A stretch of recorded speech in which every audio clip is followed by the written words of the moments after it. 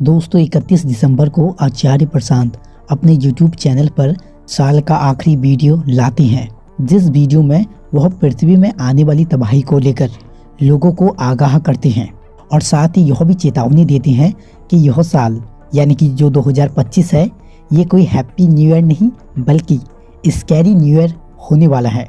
आचार्य प्रशांत ने राजनेताओं पर और मीडिया चैनल्स पर भी यह आरोप लगाया कि वह हमें पृथ्वी में आने वाली जो तबाही है उसके बारे में खुलकर नहीं बताना चाहते।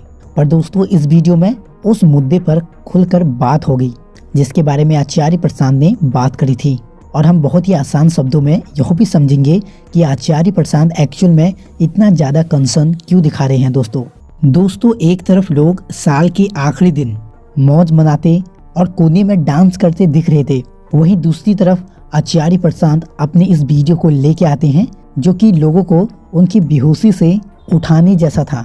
आचार्य प्रशांत की यह वीडियो डेडिकेटेड थी जलवायु परिवर्तन की भयंकर स्थिति को लेकर। दोस्तों हम में से बहुत से लोगों के लिए जलवायु परिवर्तन बिल्कुल भी मैटर नहीं करता।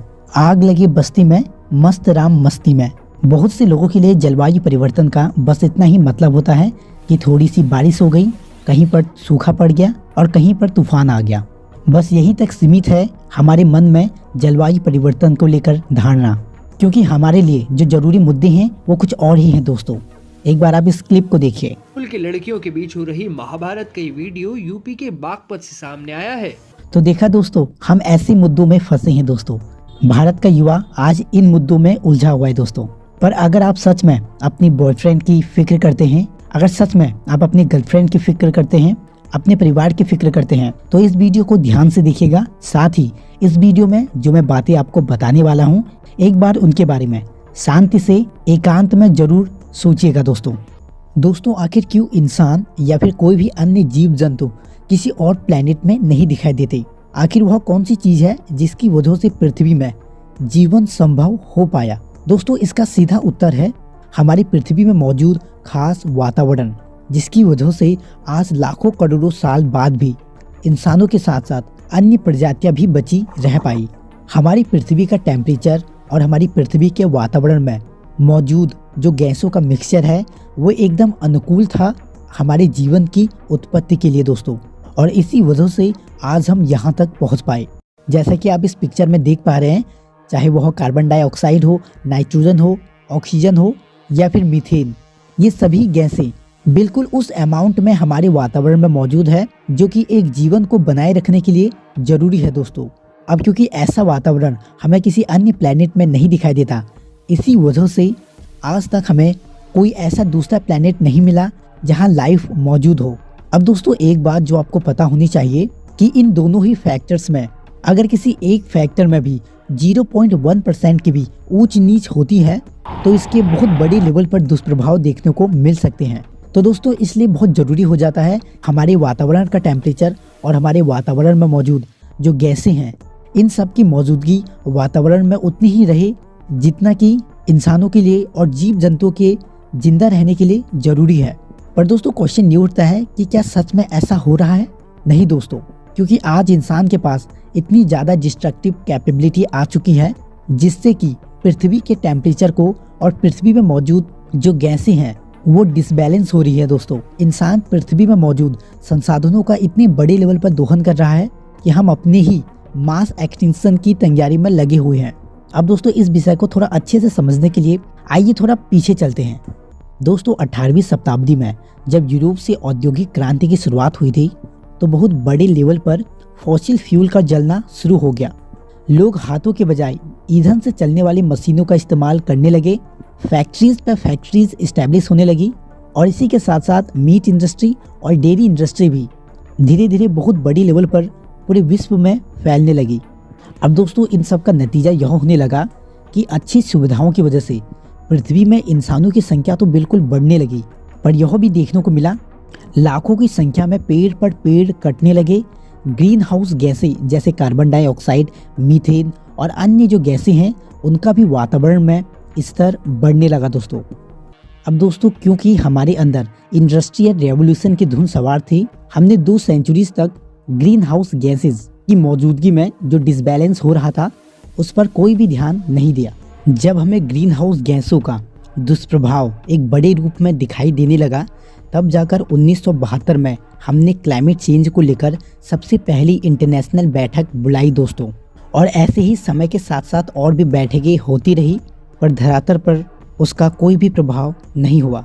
दोस्तों, हाल ही में 2015 में जो पेरिस एग्रीमेंट क्लाइमेट चेंज को लेकर हुआ, इसमें पहली बार यह माना गया ग्लोबल टेम्परेचर बढ़ रहा है, ये वाकई में एक चिंता का विषय है। और इस क्लाइमेट चेंज के पीछे जो वजह है वो कोई और नहीं बल्कि मानव द्वारा की जा रही एक्टिविटीज़ है।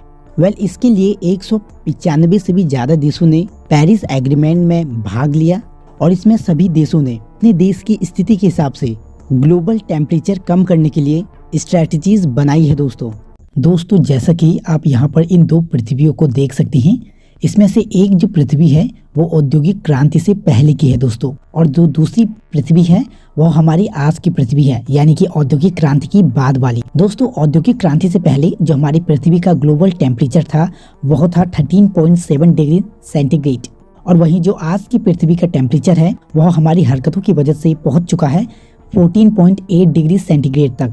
यानी कि जो टोटल बढ़ोतरी हुई है ग्लोबल टेम्परेचर में वो टोटल हुई है 1.1 डिग्री सेंटीग्रेड की दोस्तों, और यह बिल्कुल भी मजाक की बात नहीं है। जैसा कि मैंने आपसे कहा था कि अगर 0.1% की भी वृद्धि होती है तो इससे हमें बहुत बड़े लेवल पर दुष्प्रभाव देखने को मिल सकते हैं, और यहाँ तो 1.1 डिग्री सेंटीग्रेड तापमान बढ़ चुका है। इसी वजह से आप देखते हैं कि हर साल विश्व के अलग अलग क्षेत्रों में बड़ी भयंकर आपदाएं हमें दिखाई देती है दोस्तों, और इन सब की जो वजह है वो कुछ और नहीं बल्कि ग्लोबल टेम्परेचर का बढ़ना है। तो दोस्तों, पेरिस एग्रीमेंट में सभी देशों का यही गोल है कैसे भी करके इस ग्लोबल टेम्परेचर के बढ़ने की दर को कम से कम किया जाए, क्योंकि अगर हमारा ग्लोबल टेम्परेचर हमारे प्री इंडस्ट्रियल टाइम के ग्लोबल टेम्परेचर से 2 डिग्री सेंटीग्रेड ज्यादा हो जाता है तो उसके बाद एक्सपर्ट्स का मानना है कि हमारी पृथ्वी में फीडबैक लूप्स एक्टिव हो जाएंगे दोस्तों। फीडबैक लूप्स यानी कि तबाहियों की एक चेन रिएक्शन जिसको रोकना इम्पॉसिबल होगा दोस्तों। उसके बाद हमें पृथ्वी पर भयंकर तबाही देखने को मिलेगी,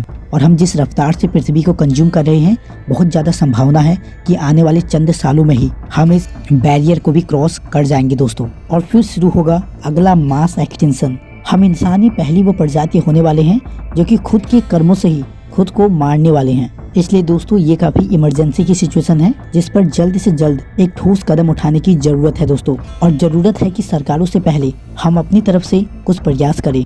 तो दोस्तों, जैसा कि आप इस ग्राफ में देख सकते हैं, इन पर काम करके आप क्लाइमेट चेंज के असर को कम कर सकते हैं दोस्तों, जिसमें सबसे बड़ा पिलर है हैविंग फ्यूअर चिल्ड्रन का, यानी कि अगर आप कम बच्चे पैदा करते हैं तो इससे आप 58% तक क्लाइमेट चेंज को कम कर सकते हैं। उसके बाद अगला पिलर जो हमें दिखाई दे रहा है वो है मांसाहार को कम करके, इससे 20% तक का क्लाइमेट चेंज कम हो सकता है। डेयरी प्रोडक्ट होते हैं उनको रिड्यूस करके इससे भी हम 16% तक का क्लाइमेट चेंज कम कर सकते हैं।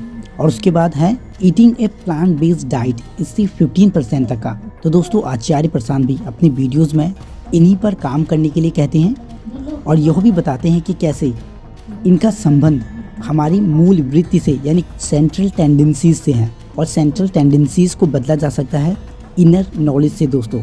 यानी कि ले देकर आचार्य प्रशांत कहते हैं कि अगर क्लाइमेट चेंज को रोकना है सबके पास इनर अवेयरनेस होनी चाहिए। तो दोस्तों, अब मैं ये आप पे छोड़ता हूँ कि आप किस फैक्टर पर काम करके क्लाइमेट चेंज को कम करना चाहोगे। अगर आपका कोई क्वेश्चन हो या फिर आपको कुछ भी पूछना हो तो कमेंट बॉक्स में कमेंट करना मत भूलिएगा दोस्तों।